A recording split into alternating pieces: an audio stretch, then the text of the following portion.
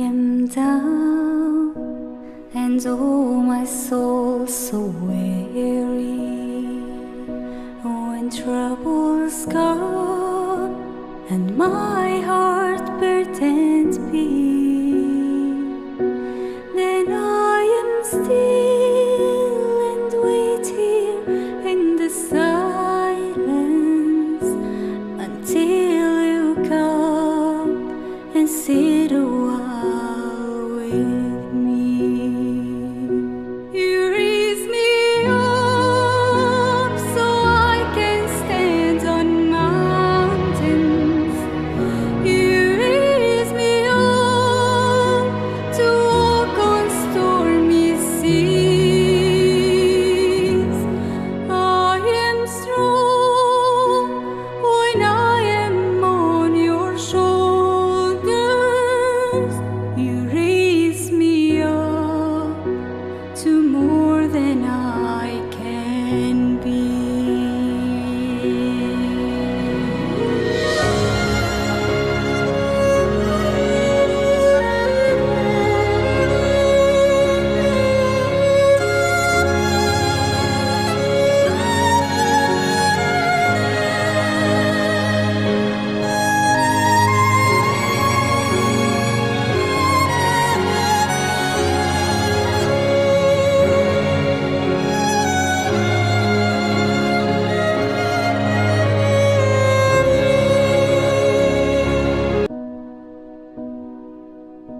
When I am down and oh my soul so weary, when troubles come and my heart burdened be,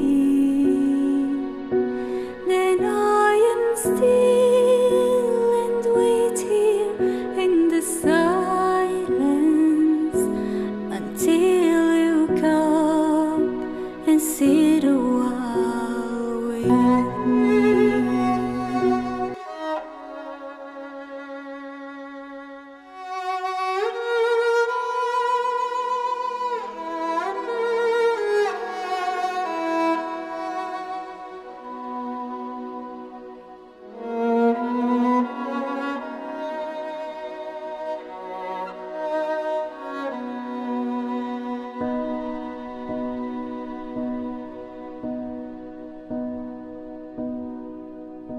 When I am down and oh my soul I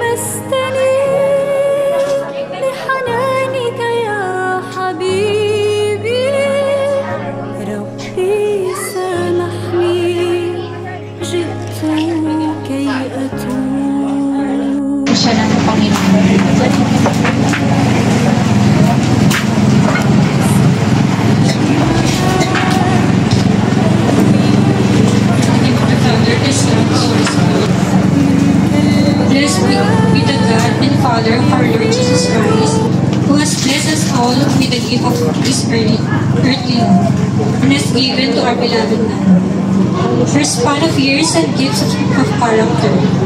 God our Father, we thank you now for all her life, for every memory of love and joy, for every good deed done by you, and every sorrow shared with us. We thank you for Nanay Norma's life and for her death. We thank you for the rest in Christ she now enjoys. We thank you for giving Nanay Norma to us. We thank you for the glory we shall share together. Hear our prayers through Jesus Christ our Lord. Manatili po muna tayong nakatayo. Sa ngalan po ng management at staff ng Eternal Gardens, ng Espiritu Santo. Amen.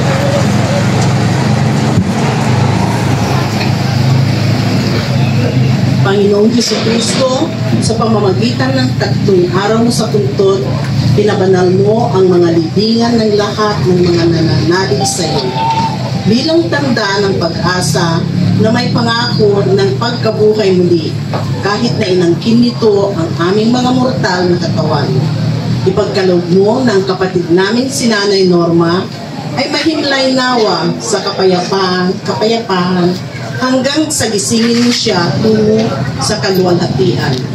Pagkatapos ay makikita kanya ng harapan at sa liwanag mo, mamamalas rin niya ang liwanag at mababatid ang kanilingan ng Diyos sapagkat nabubuhay ka at naghahari magpasawalang hanggan. Amen.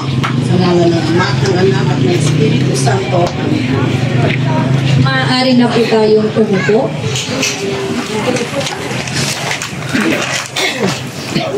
Pasasalamat natin sa ating Diyos na kapangyarihan sa lahat na in times of sufferings, in times of pain, in times of problems, giants, andyan po siya lagi na gumagabay sa atin, nag-provide ng lahat ng ating mga pangangailangan, at nagko-comfort po sa atin, nagbibigay ng lakas sa atin. God, so amazing God.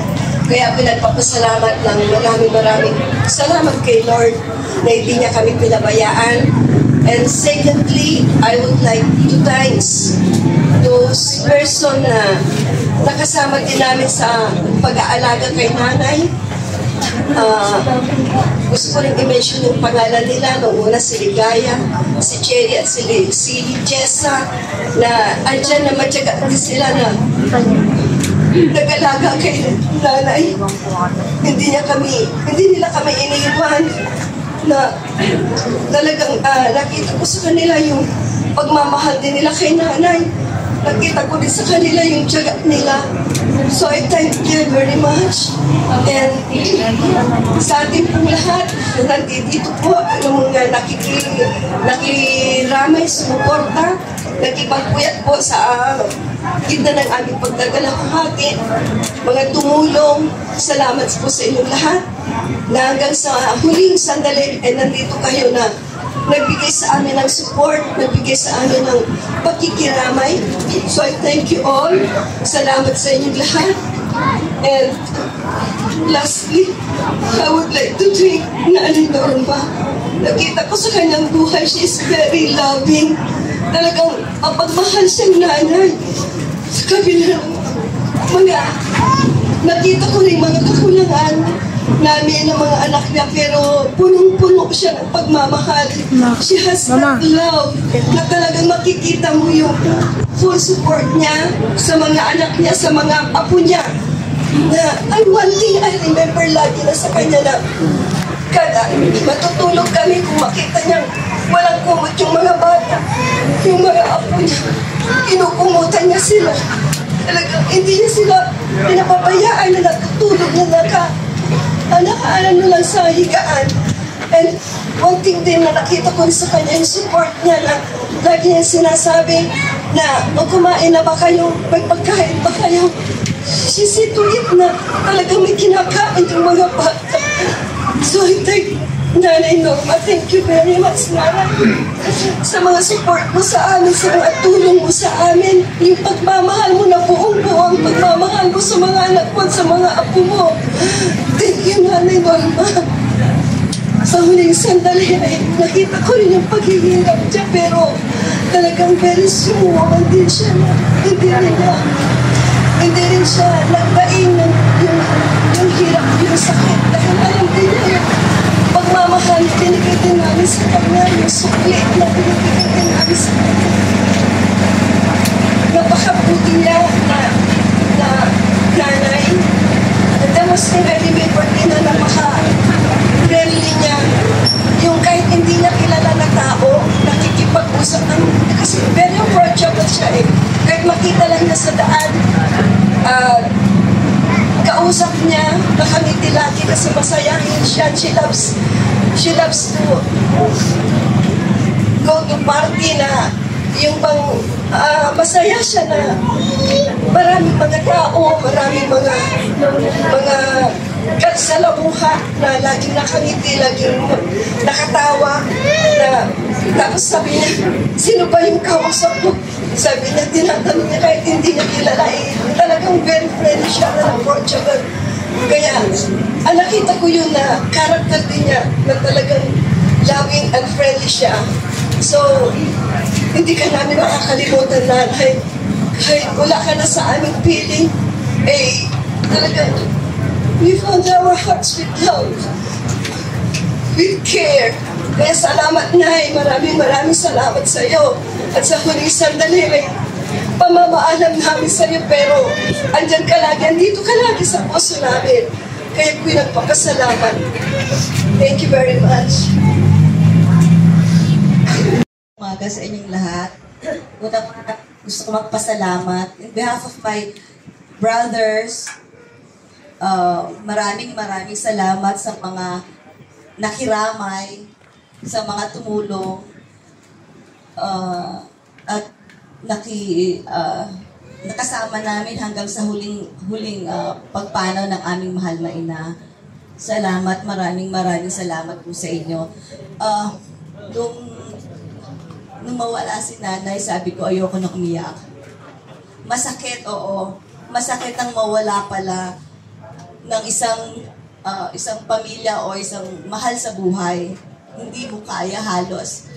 Hindi mo kayang makitang mawala na nasa tabi mo siya. Akala ko nung nawala ang tatay ko, gumuho na rin ang mundo nung nawala ang tatay ko. 5 years o 10 years bago ko nakalimutan o nakarecover ako dun sa wala ng tatay ko. Akala ko nga mag-aasawa pa nanay ko. Pero totoo, ang nanay ko'y mapagmahal. Mapagmahal at mapagbigay. At hindi ko siya may papalit. Totoo yun, na talagang mapagmahal siya, lalo na sa mga apo niya at mga anak niya. Kahit na kilala niyo naman ang aming pamilya, kilala niyo mga kapatid ko, kahit na ganun sila, andiyan pa rin ang nanay ko, laging sumusuporta sa mga kapatid ko. Matanda na sila, pero andiyan pa rin sila, hindi pa rin niya mapabayaan ng mga kapatid ko. Kaya yun ang isa sa mga na talagang nakakalungkot at nawala sa amin, ng aming mahal na ina. Hindi lang sa amin, hindi lang sa pamilya, alam ko pati sa mga pamangkin niya. Kaya ganun na lang ang pagmamahal niya sa mga, kahit sa mga friends. Nakita ko kung gaano pala siya karaming kaibigan. Marami siyang natulungan, marami siyang nakasama dati. Kaya yun ang aking isa sa mga kinatuwaan ko na talagang tunay na mapagmahal ang aking ina. Totoo, masakit. Pero tatanggapin na namin. I will let her go na lang. No more pain, Nay. Kasi kahit paano, naghirap din siya. Pero a few days lang. Akala ko nung nanghina na siya ng month of August, sabi ko, Nay, lakasan mong loob mo, pwede ka pa namin makasama. Kasi month of August, ang lahat ng kanyang pamilya, ang tatay at nanay ng nanay ko, August sila namatay. Ang asawa niya, ang tatay ko, August 25 namatay. At ang nag-iisang kapatid ng nanay ko, August 21. Magkasunod sila. So sabi ko, Nay, nagpasan mo ang August, sabi namin. At ayaw ka naming mawala. Okay lang, Nay, naalagaan ka pa namin. At unang-una, syempre, malaking pasasalamat ko rin sa mga hipag ko, lalo na kay Ate Mercy. Talagang malaki na ang hirap niya. Nasa tabi lang siya ng nanay ko. Yung naghihirap siya. Wala man ako sa tabi niya halos kasi nasa Manila ako. Pero masakit pala. Ayoko rin makitang mawala siya. Nakikita ko nung malalagutan na siya ng hininga.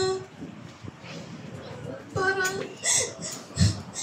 ang mundo mo mawawala na rin. Although married ako, kaya lang masakit din parang magulang mo mawawala sa'yo. Nakita ko yung kanyang hininga. Pero Nay, ginawa na namin ang lahat para sa'yo. Binigay ko naman lahat, Nay. Binigay ko naman lahat sa'yo. Kahit na,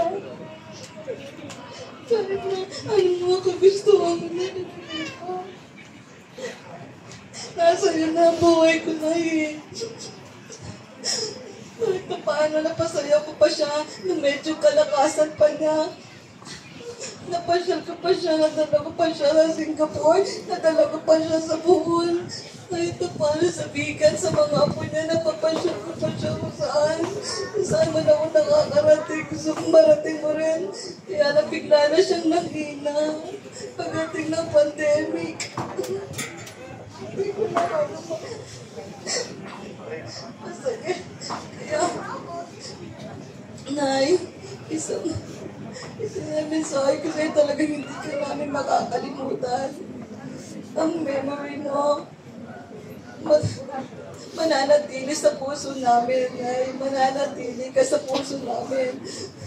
We love you. We surely miss you, Nay.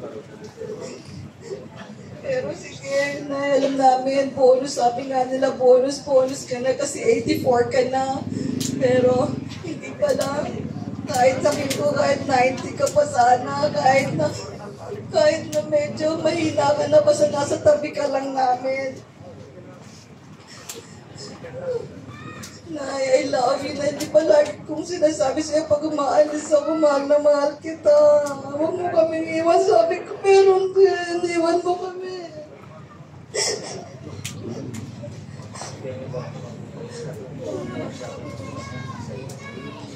Ipanyo man. Alam mo, ipanyo king Bilang po aking maraming salamat sa mga nakiramit na kasama namin ng buong linggo na niramay ang aking ina. Salamat po muli.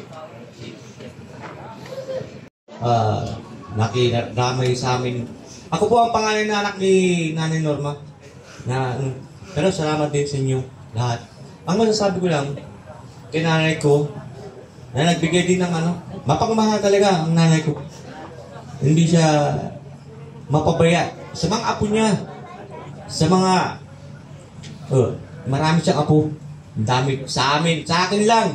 Ang apo ko 13. Nandiyan siyang yung mga anak ko 7 ang anak ko. Pero nandiyan pa rin siyang gumagabay. Nandiyan. Hindi siya nawawala ng pag-asa. Pinapagalitan din ako ng nanay ko. Kasi minsan nagkakamali rin tayo. Pero lahat ng mga talo kagabi, sa Satsugal, bumunta tayo sa bahay tayo, babalik ko! Joke lang. Thank you.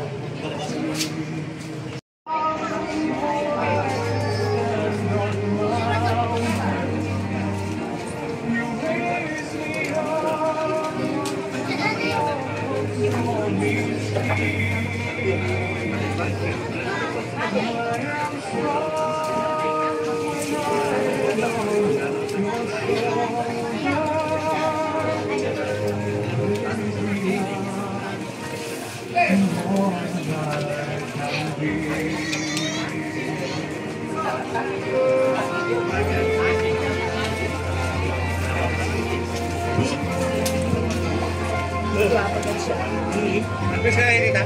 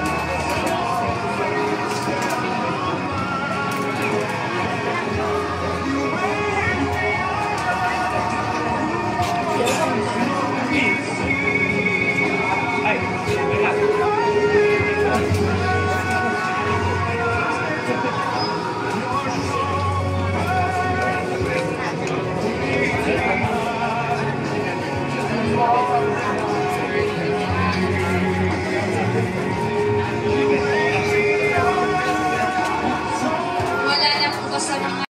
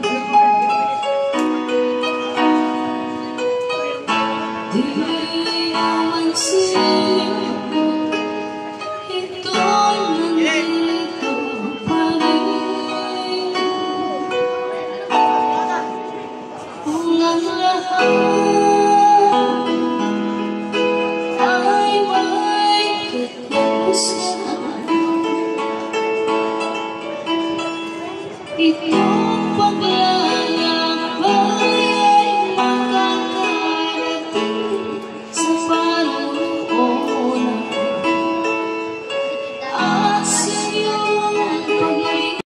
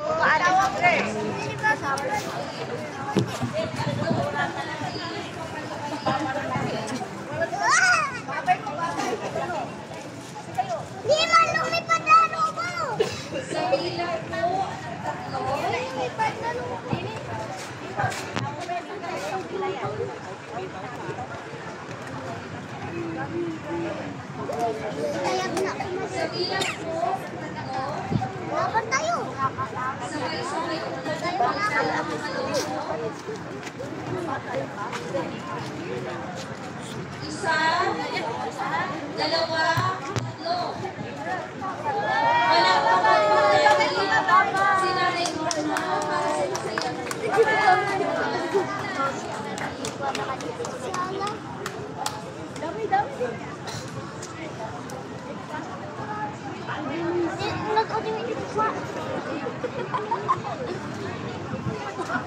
Alam niya, pinagmano